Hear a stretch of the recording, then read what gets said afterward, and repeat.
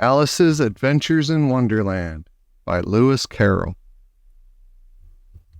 Chapter 4. The Rabbit Sends in a Little Bill. It was the White Rabbit trotting slowly back again and looking anxiously about as it went, as if it had lost something, and she heard it muttering to itself, "The Duchess! The Duchess! Oh, my dear paws! Oh, my fur and whiskers! She'll get me executed, as sure as ferrets are ferrets. Where can I have dropped them, I wonder?" Alice guessed in a moment that it was looking for the fan and the pair of white kid gloves, and she very good-naturedly began hunting about for them. But they were nowhere to be seen.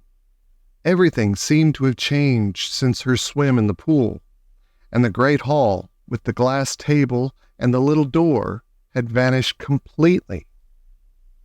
Very soon the rabbit noticed Alice, as she went hunting about, and called out to her in an angry tone, "Why, Mary Ann, what are you doing out here? Run home this moment and fetch me a pair of gloves and a fan. Quick now!" And Alice was so much frightened that she ran off at once in the direction it pointed to, without trying to explain the mistake that it had made. "He took me for his housemaid," she said to herself as she ran. "How surprised he'll be when he finds out who I am!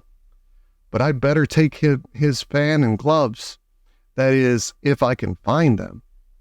As she said this, she came upon a neat little house, on the door of which was a bright brass plate with the name W. Rabbit engraved upon it. She went in without knocking and hurried upstairs, in great fear lest she should meet the real Mary Ann and be turned out of the house before she had found the fan and gloves. "How queer it seems," Alice said to herself, "to be going messages for a rabbit. I suppose Dinah'll be sending me on messages next." And she began fancying the sort of thing that would happen. "Miss Alice, come here directly and get ready for your walk." "Coming in a minute, nurse. But I've got to watch this mouse hole till Dinah comes back, and see that the mouse doesn't get out. Only I don't think," Alice went on, "that they'd let Dinah stop in the house if it began ordering people about like that." By this time she had found her way into a tidy little room with a table in the window, and on it, as she had hoped, a fan and 2 or 3 pairs of tiny white kid gloves. She took up the fan and a pair of the gloves and was just going to leave the room when her eye fell upon a little bottle that stood near the looking-glass. There was no label this time with the words "Drink me," but nevertheless she uncorked it and put it to her lips. "I know something interesting is sure to happen," she said to herself, "whenever I eat or drink anything. So I'll just see what this bottle does. I do hope it'll make me grow large again, for really I'm quite tired of being such a tiny little thing." It did so indeed, and much sooner than she had expected. Before she had drunk half the bottle, she found her head pressing against the ceiling, and had to stoop to save her neck from being broken. She hastily put down the bottle, saying to herself, "That's quite enough. I hope I shan't grow any more. As it is, I can't get out of that door. I do wish I hadn't drunk quite so much." Alas, it was too late to wish that. She went on growing and growing, and very soon she had to kneel down on the floor in another minute. There was not even room for this. She tried the effect of lying down with one elbow against the door, and the other arm curled round her head. Still she went on growing, and, as a last resource, she put one arm out of the window and one foot up the chimney, and said to herself, "Now I can do no more whatever happens. What will become of me?" Luckily for Alice, the little magic bottle had now had its full effect, and she grew no larger. Still, it was very uncomfortable, and as there seemed to be no sort of chance of her ever getting out of the room again, no wonder she felt unhappy. It was much pleasanter at home, thought poor Alice, when one wasn't always growing larger and smaller and being ordered about by mice and rabbits. I almost wish I hadn't gone down that rabbit hole. And yet, it's rather curious, this sort of life. I do wonder what can have happened to me. When I used to read fairy tales, I fancied that kind of thing never happened. And now here I am in the middle of one. There ought to be a book written about me. That there ought. And when I grow up, I'll write one. But I'm grown up now, she added in a sorrowful tone. At least there's no room to grow up any more here. But then, thought Alice, shall I never get any older than I am now? That'll be a comfort, one way, never to be an old woman, but then always to have lessons to learn. Oh, I shouldn't like that. Oh, you foolish Alice, she answered herself. How can you learn lessons in here? Why, there's hardly room for you, and no room at all for any lesson books. So she went on taking first one side and then the other, and making quite a conversation of it altogether. But after a few minutes, she heard a voice outside, and stopped to listen. "Mary Ann, Mary Ann," said the voice, "fetch me my gloves this moment." Then came a little pattering of feet on the stairs. Alice knew it was the rabbit coming to look for her, and she trembled till she shook the house, quite forgetting that she was now about 1,000 times as large as the rabbit, and had no reason to be afraid of it. Presently the rabbit came up to the door, and tried to open it. But as the door opened inwards, and Alice's elbow was pressed hard against it, that attempt proved a failure. Alice heard it to say itself, "Then I'll go round and get in at that window." "That you won't," thought Alice, and after waiting till she fancied she heard the rabbit just under the window, she suddenly spread out her hand and made a snatch in the air. She did not get hold of anything, but she heard a little shriek and a fall, and a crash of broken glass, from which she concluded that it was just possible it had fallen into a cucumber frame, or something of the sort. Next came an angry voice, the rabbit's. "Pat, Pat, where are you?" And then a voice she had never heard before. "Sure then, I'm here, digging for apples, your honor." "Digging for apples indeed," said the rabbit angrily. "Here, come and help me out of this." Sounds of more broken glass. "Now tell me, Pat, what's that in the window?" "Sure, it's an arm, your honor." He pronounced it arm. "An arm, you goose? Who ever saw one that size? Why, it fills the whole window." "Sure, it does, your honor. But it's an arm for all that." "Well, it's got no business there, at any rate. Go and take it away." There was a long silence after this, and Alice could only hear whispers now and then, such as, "Sure, I don't like it, your honor, at all, at all.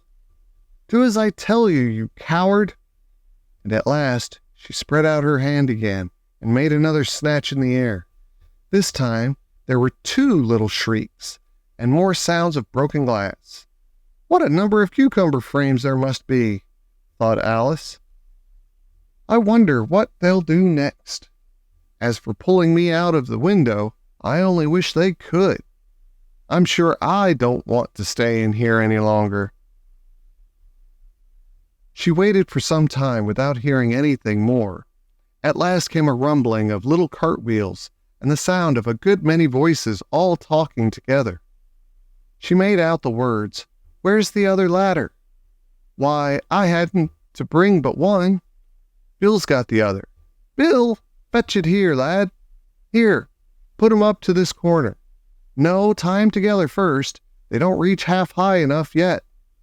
Oh, they'll do well enough. Don't be particular. Here, Bill, catch hold of this rope. Will the roof bear? Mind that loose slate. Oh, it's coming down. Heads below. A loud crash. Now, who did that? It was Bill, I fancy. Who's to go down the chimney? Nay, I shan't. You do it. That I won't, then. Bill's got to go down. Here, Bill. Master says you've got to go down the chimney. Oh, so Bill's got to come down the chimney, has he? Said Alice to herself. Why, they seem to put everything upon Bill. I wouldn't be in Bill's place for a good deal. This fireplace is narrow, to be sure, but I think I can kick a little.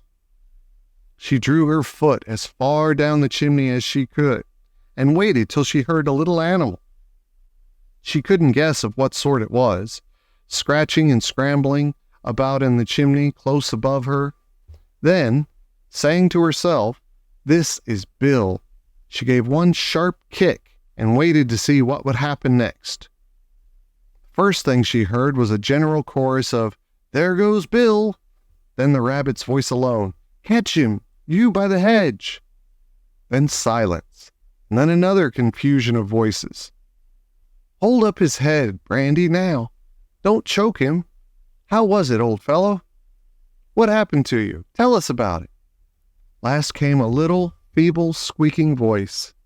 "That's Bill," thought Alice. "Well, I hardly know. No more, thank you.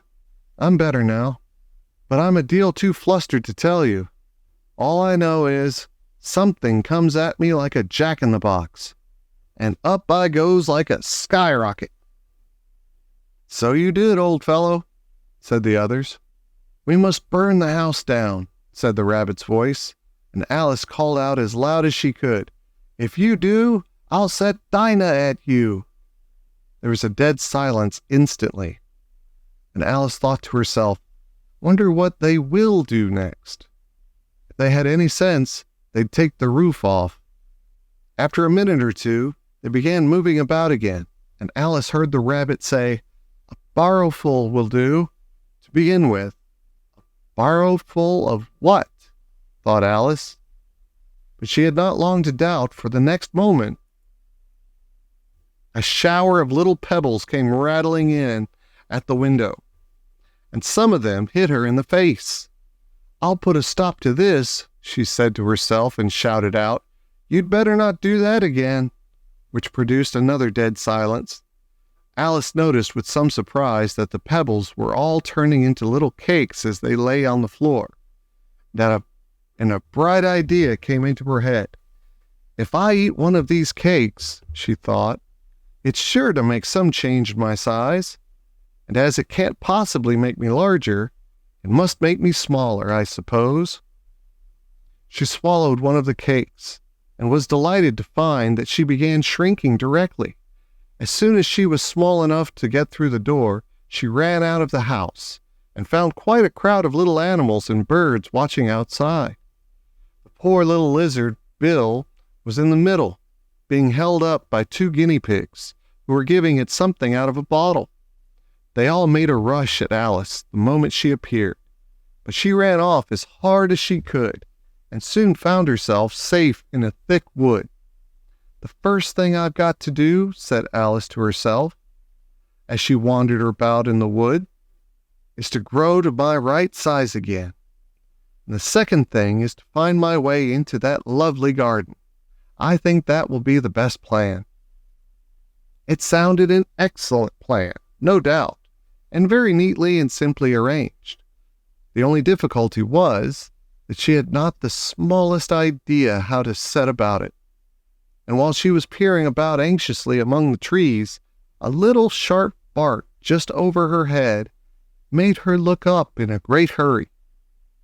An enormous puppy was looking down at her with large round eyes, and feebly stretching out one paw, trying to touch her. poor little thing," said Alice in a coaxing tone.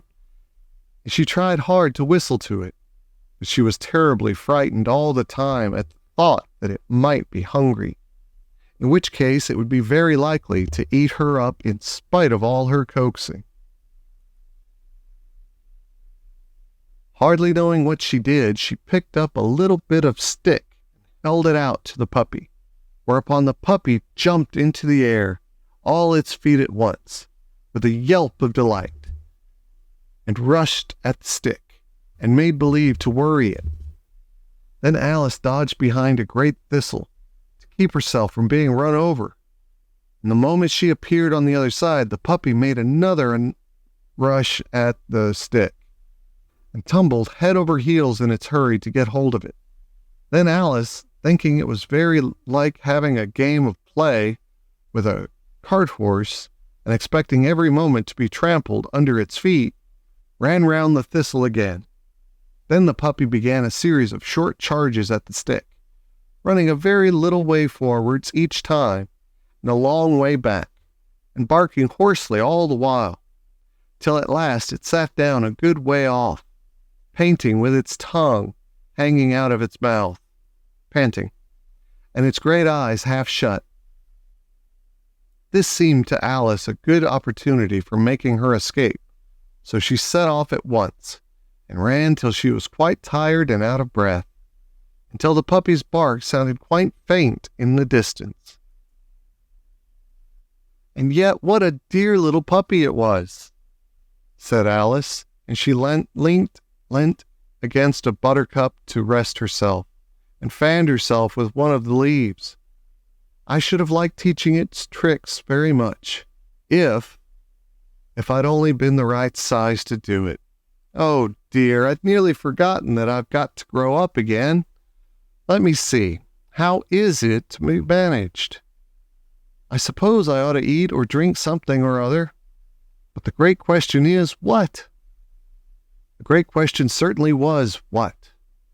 Alice looked all around her at the flowers and the blades of grass, but she could not see anything that looked like the right thing to eat or drink under the circumstances.